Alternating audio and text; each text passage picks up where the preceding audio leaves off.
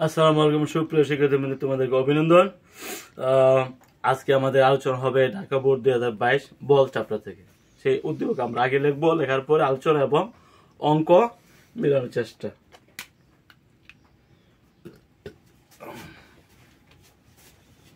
দশ কেজি পরে একটি বস্তু স্থির অবস্থায় আছে।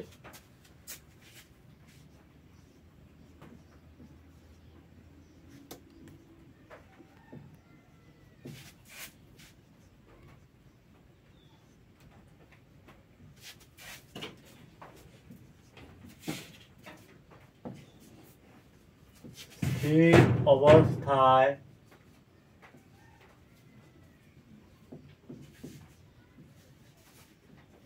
আছে, এর উপর 5 সেকেন্ড যাবত 10 নিউটন বল প্রয়োগ করা হলো। এর উপর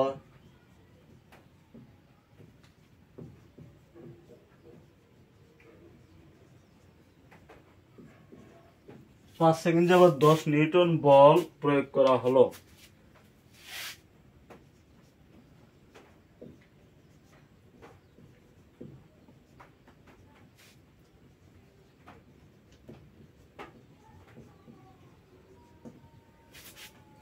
এরপর বস্তুটি 5 সেকেন্ড যাবত সমবেগে চলল। এরপর 5 সেকেন্ড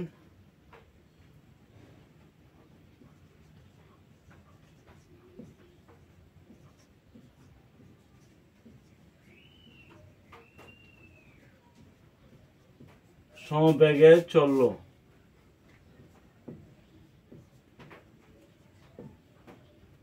আবার 10 সেকেন্ড যাবত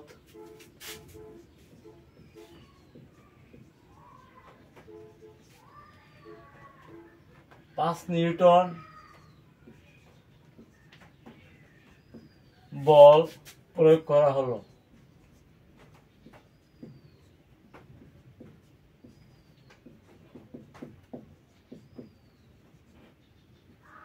এগুলো আমাদের ঢাকা বোর্ড 2022। তো আমরা প্রথমে সলিউশন করার চেষ্টা করবো। গ, প্রথম 10 সেকেন্ডে উক্ত বস্তু দ্বারা অতিক্রান্ত দূরত্ব।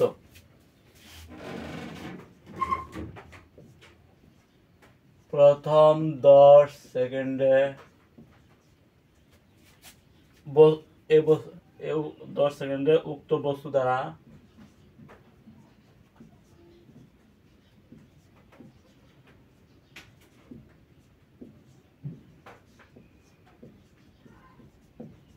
অতিক্রান্ত দূরত্ব নির্ণয় করো।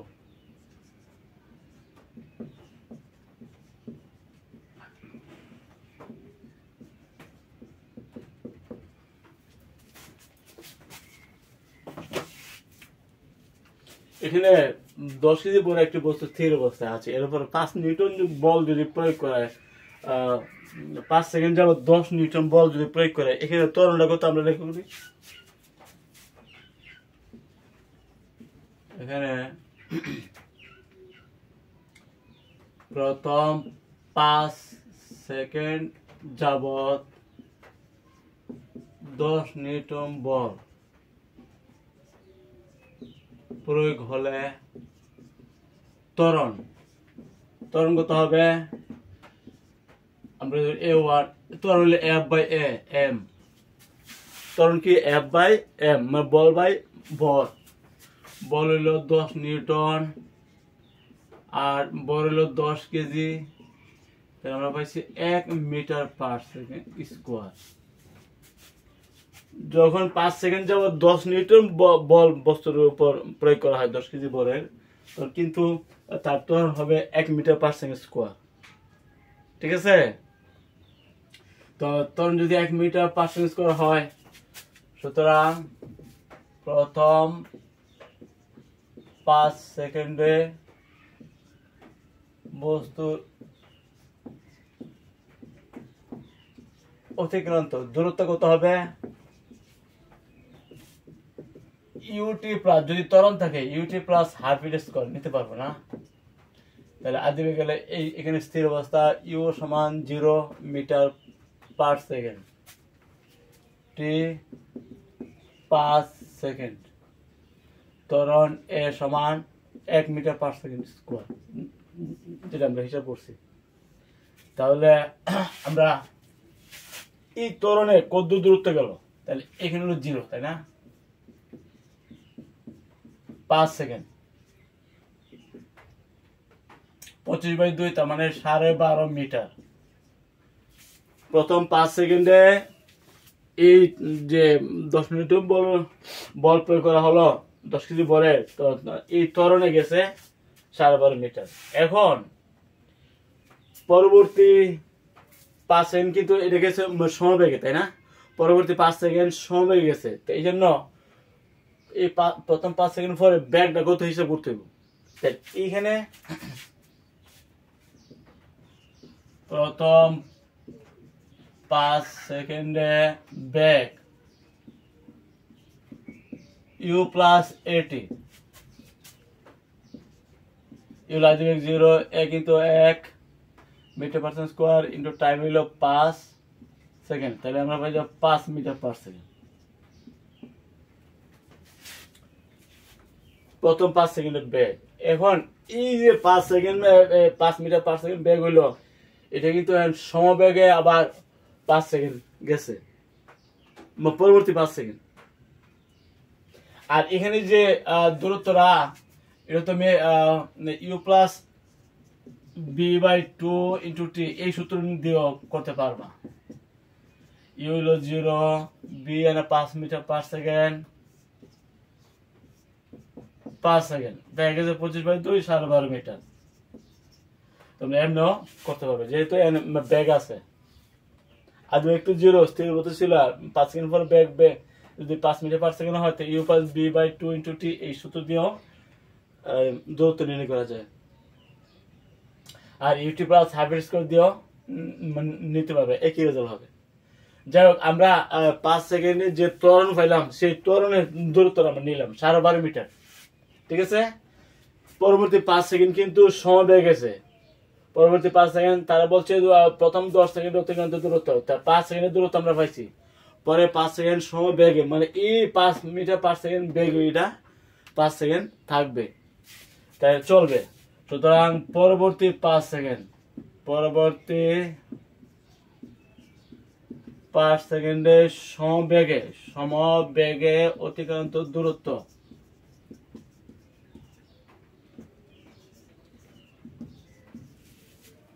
সমবেগ হলো x = bt, তাহলে বেগ হলো 5 মিটার পার সেকেন্ড, তাই না? আর হলো 5 সেকেন্ড, তাহলে কত হইলো? সেকেন্ডে বাদ 5 মিটার, 5 × 25 মিটার। পরবর্তী ধাপে 5 সেকেন্ড সমবেগে যখন গেছে, সমবেগে গেছে সে 25 metre, x = bt, x = bt আমরা লিখলাম। আর ত্বরণে গেছে কত? এই যে ত্বরণ 1 মিটার পার সেকেন্ড, এই ত্বরণে গেছে 12.5 মিটার। তাইলে প্রথম 5 সেকেন্ডে হইলো 12.5, পরবর্তী 5 সেকেন্ড হইলো 25, তা প্রথম 10 সেকেন্ডে হবে কত? 12.5 প্লাস 25। সুতরাং বস্তুটি প্রথম 10 সেকেন্ডে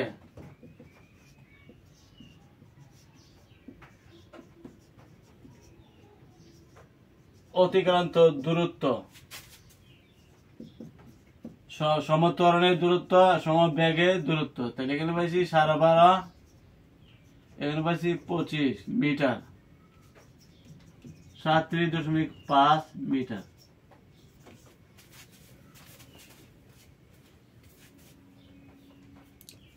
বুঝতে পারছো আশা করি? আমরা গ অ্যান্সার করে ফেললাম। প্রথম 10 সেকেন্ডে অতিক্রান্ত দূরত্ব আমরা লক্ষ্য করলাম, প্রথম 5 সেকেন্ডে গেছে ত্বরণে, পরবর্তী 5 সেকেন্ড কিন্তু সমবেগে আলাদা দূরত্ব হিসাব করেছি। প্রথম ত্বরণে আমরা দূরত্ব হিসাব করেছি, হিসাব করে 5 সেকেন্ডের দূরত্ব এবং পরবর্তী 5 সেকেন্ডের দূরত্ব, 5 + 10 সেকেন্ডের অতিক্রান্ত দূরত্ব আমরা হিসাব করেছি 37.5 মিটার। ওকে, এই হলো আমাদের গ অ্যান্সার। পরবর্তী প্রশ্ন।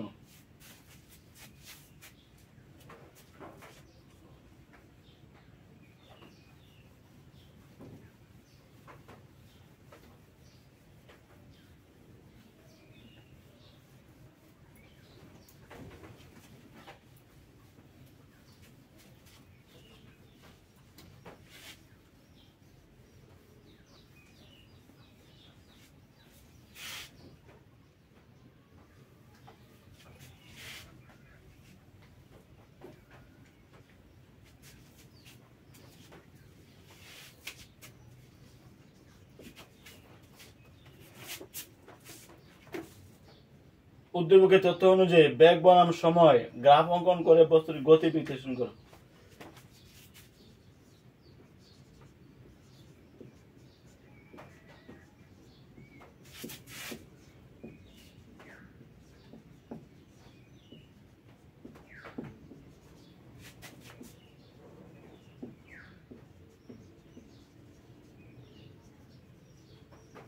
বেগ বনার সময় গ্রাফ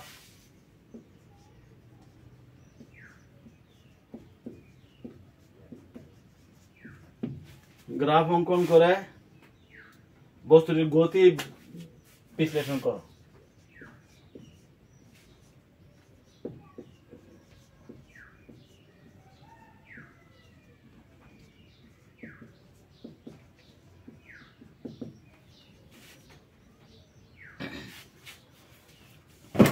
আমরা এই যে উদ্দীপক আমরা লক্ষ্য করলাম যে 10 কেজি বরের বস্তুর উপর প্রথম 5 সেকেন্ডে কিন্তু 10 নিউটন বল প্রয়োগ করা হলো। তো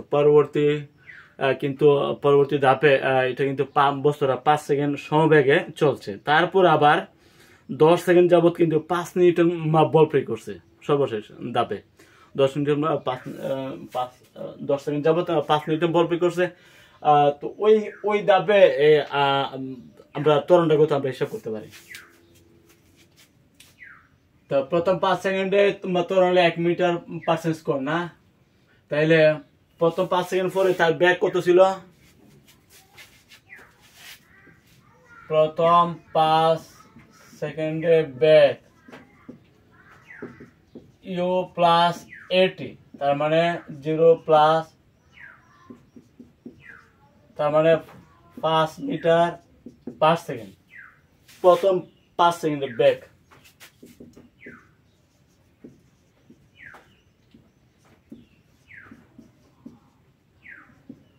পাঁচ মিটার পার সেকেন্ড। পরবর্তী 5 সেকেন্ডে ব্যাগ 5 মিটার পার সেকেন্ডে, যেহেতু এটা সমবেগ, ব্যাগের কোনো পরিবর্তন নেই। সর্বশেষ 10 সেকেন্ডে ত্বরণ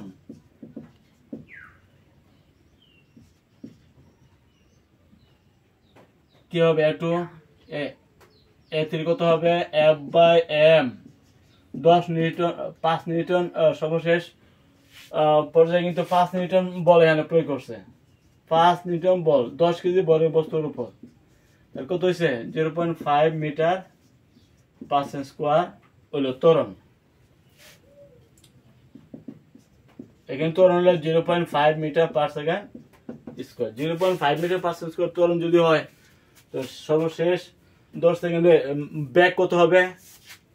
সুতরাং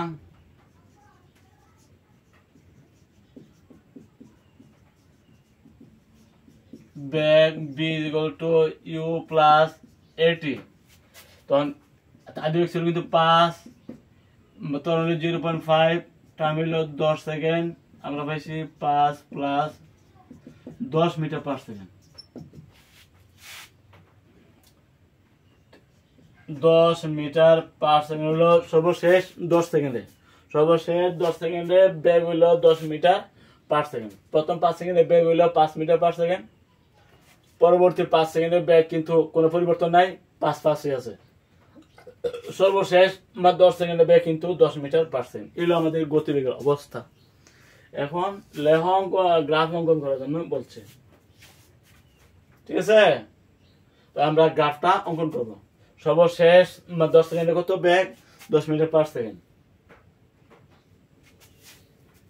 আমরা গ্রাফটা এখন অঙ্কন করে ফেলি।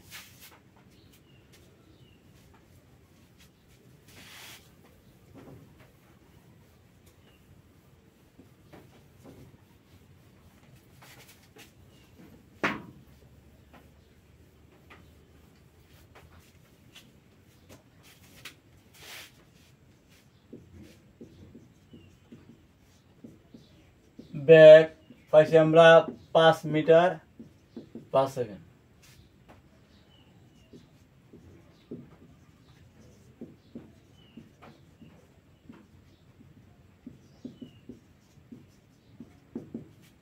সর্বশেষ সর্বশেষ 10 সেকেন্ডে বেগ 10 মিটার পার সেকেন্ড। এগুলো গতিবেগের অবস্থায় আমরা গ্রাফ অঙ্কন করে এটা বিশ্লেষণ করতে হবে।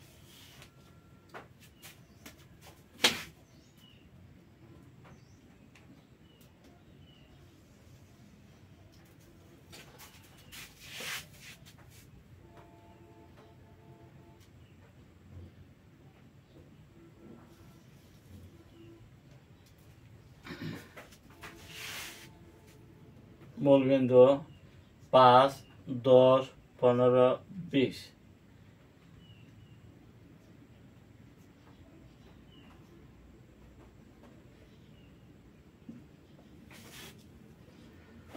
প্রথম 5 সেকেন্ডের বেগ হলো 5, তাহলে 5 সেকেন্ডের বেগ আমরা 5 বরাবর হিসাব করব।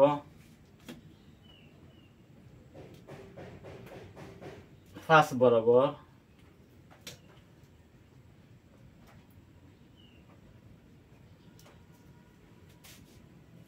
পরবর্তী 5 সেকেন্ডে ব্যাগের কোনো পরিবর্তন হয় নাই, তার মানে 5 থেকে 10-এর মধ্যে কোনো ব্যাগের কোনো পরিবর্তন হয় নাই। 5 5ই থাকবো, 5 5ই থাকবে।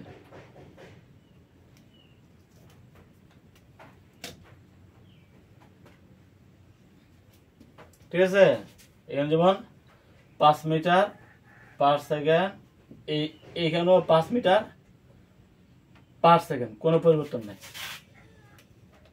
ব্যাগের কোনো পরিবর্তন এখানে নাই।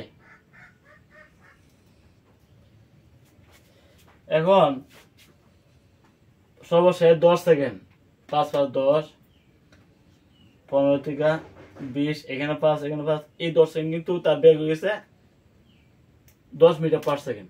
এই 10 মিটার পার সেকেন্ড।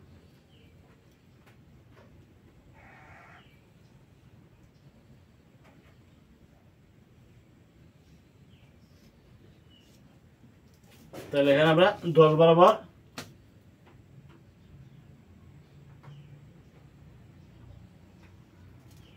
দাঙ্গিত আমরা করলাম। ত্বরণের গতিবেগের ত্বরণ অবস্থা 10 মিটার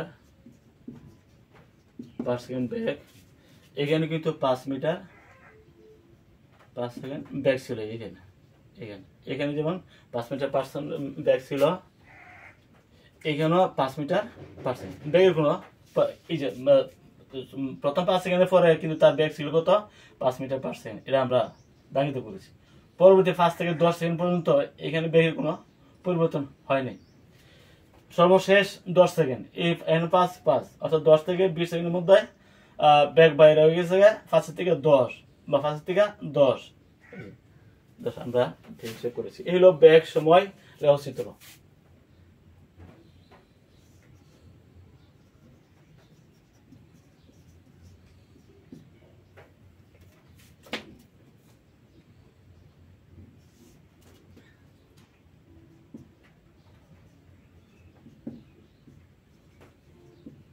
বেগ ওয়াই হলো বেগ আর এক্স হলো সময়, হলো বেগ সময় লেখচিত্র। আমরা প্রথম 5 সেকেন্ডের সময় তার যে বেগ 5 মিটার হলো, তার সেখানে কিন্তু ত্বরণ ছিল 1 মিটার পার সেকেন্ড স্কোয়ার।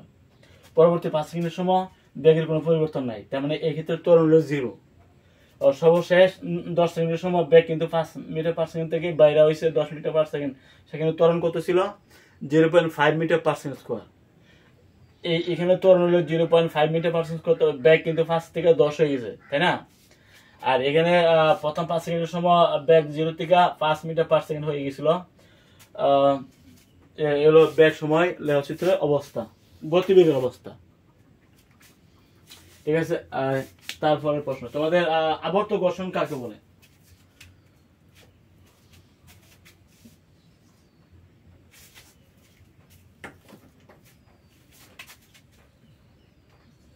কোয়ার্সে আবর্ত ঘর্ষণ কাকে বলে? ঘর্ষণ কি একটা বস্তু যখন আরেকটা বস্তুর উপর দিয়ে চলে বা চলার চেষ্টা করে, তখন বস্তুদের স্পর্শতলে গতি বিরুদ্ধে এক ধরনের বাধা সৃষ্টি হয়, এই বাধাকে বলা হয় ঘর্ষণ। এখন একটা বস্তু যখন একটা বস্তুর উপর দিয়ে গড়ে চলে বা চলার চেষ্টা করে বা মানে গড়ে চলে বা চলার চেষ্টা করে, তখন বস্তুদের স্পর্শ তলে গতির বিরুদ্ধে এক ধরনের বাধা সৃষ্টি হয়। সে বাধাটাকে বলা হয় আবর্ত ঘর্ষণ। আবর্ত ঘর্ষণ, ঘর্ষণটা কি আসলে? একটি বস্তু যখন আরেকটা বস্তুর উপর দিয়ে চলে বা চলার চেষ্টা করে, তখন বস্তুদের স্পর্শ তলে গতির বিরুদ্ধে এক ধরনের বাধা সৃষ্টি হয়। এই বাধাটাকে বলা হয় ঘর্ষণ। আর একটা বস্তু যখন একটা বস্তুর উপর দিয়ে গড়িয়ে চলে অথবা ঘুরে চলে চলার চেষ্টা করে, তখন বস্তুদের স্পর্শ তলে গতির বিরুদ্ধে এক ধরনের বাধা সৃষ্টি হয়। এই বাধাটাকে বলা হয় আবর্ত ঘর্ষণ। ঠিক আছে, পরের প্রশ্ন হলো বর হচ্ছে জড়তা পরিমাপ ব্যাখ্যা করো। বর হচ্ছে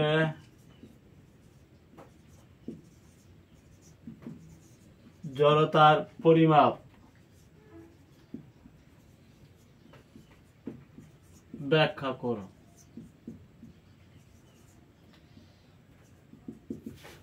তো জড়তা কি আমরা জানি, বস্তু যে অবস্থা আছে সেই অবস্থা থাকতে চায়, থাকার যে প্রবণতা হলো ধর্ম। যে স্থির বস্তু স্থির থাকতে চায়, গতিশীল বস্তু গতিশীল থাকতে চায়, এই প্রবণতা হলো জড়তা। জড়তার কারণে এমনটি হয়। তো এখন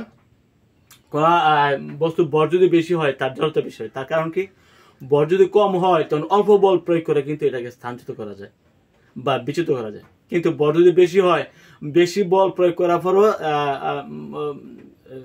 অল্প বল প্রয়োগ করে বস্তুটাকে স্থানচ্যুত করা সম্ভব নয় বল বেশি হলে, তাই না? বেশি বলই প্রয়োজন। অর্থাৎ বর হচ্ছে জড়তার পরিমাপ।